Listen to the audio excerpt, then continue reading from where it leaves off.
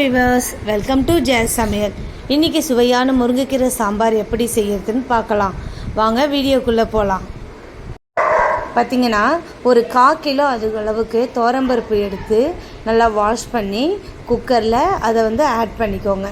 அதை சேர்த்ததுக்கப்புறம் பார்த்திங்கன்னா ஒரு 1/4 கிலோ துவரம்பருப்பு எடுத்தால் போதும்.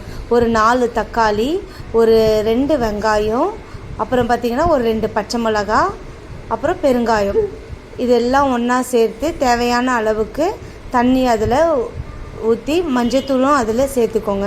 மஞ்சத்தூள் சேர்த்ததுக்கப்புறம் தேவையான அளவு நம்ம தண்ணி ஊற்றி அப்புறம் என்ன பண்ணலாம், குக்கரை நல்லா மூடி அதில் விசிலை போட்டு நம்ம ஸ்டவ்வில் வச்சு ஆன் பண்ணிடலாம். பார்த்திங்கன்னா ஒரு 3 விசில் வந்தால் போதும். பருப்பு நல்லா வெந்திருக்கும். இதில் உங்களுக்கு நல்லா தெரியும் பருப்பு நல்லா வெந்துருச்சு பாருங்கள். பருப்பு நல்லா வெந்ததுக்கப்புறம் அதை எடுத்து வச்சுட்டு வாணலில் தேவையான அளவுக்கு ஒரு 2 கரண்டி அளவுக்கு, ஒரு குழிக்கரண்டி 2 குழிக்கரண்டி அளவுக்கு எண்ணெய் ஊற்றினா போதுமானதாக இருக்கும். அந்த எண்ணெயை ஊற்றிட்டு அதில் கடுகு, சீரகம், வெந்தயம் இது எல்லாத்தையுமே சேர்த்து நல்லா பொரியிற அளவுக்கு கொஞ்சம் பொரியணும். கடுகெல்லாம் நல்லா பொரியணும். வெந்தயமும் அதில் சேர்த்துக்கோங்க. வெந்தயம் எதுக்குன்னா அந்த வெந்தயம் பொரியும் போது நல்லா வாசனை நல்லாயிருக்கும். அதுக்காக தான் கொஞ்சம் வெந்தயம், சீரகம் எல்லாமே நம்ம அதில் சேர்த்துக்கிறோம். அடுத்தது பார்த்திங்கன்னா ஒரு வெங்காயம் அதில் கட் பண்ணி பொடிசாக கட் பண்ணி போட்டுக்கலாம்.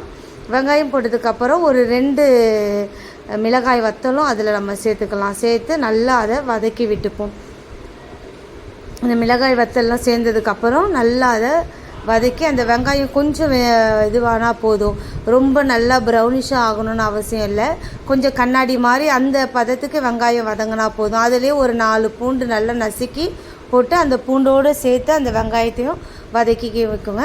அதுக்கப்புறம் பார்த்திங்கன்னா ஒரு தக்காளி அதில் கட் பண்ணி போட்டுக்கலாம். ஏற்கனவே நம்ம பருப்பில் தக்காளி போட்டிருக்கோம், ஒரு 4 தக்காளி போட்டிருக்கிறோம்.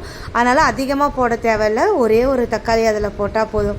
போட்டுட்டு நம்ம க்ளீன் பண்ணி வச்சுருக்கிற முருங்கைக்கீரையை அதில் என்ன பண்ணிக்கலாம், ஒரு 2 கைப்பிடி அளவுக்கு முருங்கைக்கீரை எடுத்து நம்ம வதக்கின இந்த தக்காளி, வெங்காயம் இது கூட சேர்த்து அந்த முருங்கைக்கீரையும் போட்டு நம்ம வதக்கி எடுத்துக்கலாம்.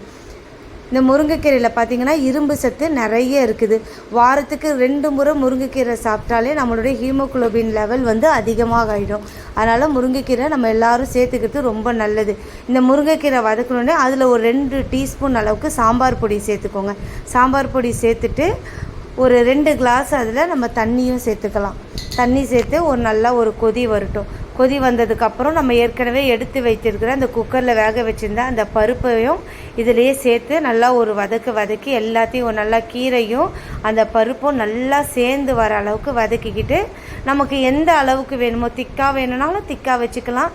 இல்லை கொஞ்சம் நமக்கு அந்த சாம்பார் இது மாதிரி வேணும் அப்படின்னாலும் கொஞ்சம் தண்ணி எக்ஸ்ட்ரா ஊற்றி நம்ம கொதிக்க வச்சுக்கலாம். கொதிக்க வச்சுட்டு தேவையான அளவு அதில் உப்பும் சேர்த்து நல்லா கலந்து கொடுங்க. அந்த கீரை அதிலே வெந்துடும், நம்ம வதக்குனதுலே வெந்துடும். ஆனால் பார்த்திங்கன்னா ஒரு கொதி விட்டு நம்ம அதை இறக்கிக்கிட்டால் ரொம்ப நல்லாயிருக்கும். பார்த்திங்கன்னா இப்போ கொதி வந்துருச்சு, உங்களுக்கே தெரியும். இந்த கொதி வந்ததுக்கப்புறம் நம்ம அதை இறக்கிக்கலாம். இறக்கி நம்ம அதை என்ன பண்ணிக்கலாம், வச்சுக்கலாம். இப்போ உங்களுக்கு புளி வேணும்னா அதில் நீங்கள் கொஞ்சம் ஒரு புளி சேர்த்து ஊற்றிக்கலாம். புளி சேர்த்ததுக்கப்புறம் ஒரு கொதி வந்தோடனே நம்ம ஆஃப் பண்ணிக்கலாம். சாப்பாடோடு சூடாக சாப்பிடும்போது ரொம்ப நல்லாயிருக்கும். Thank you viewers.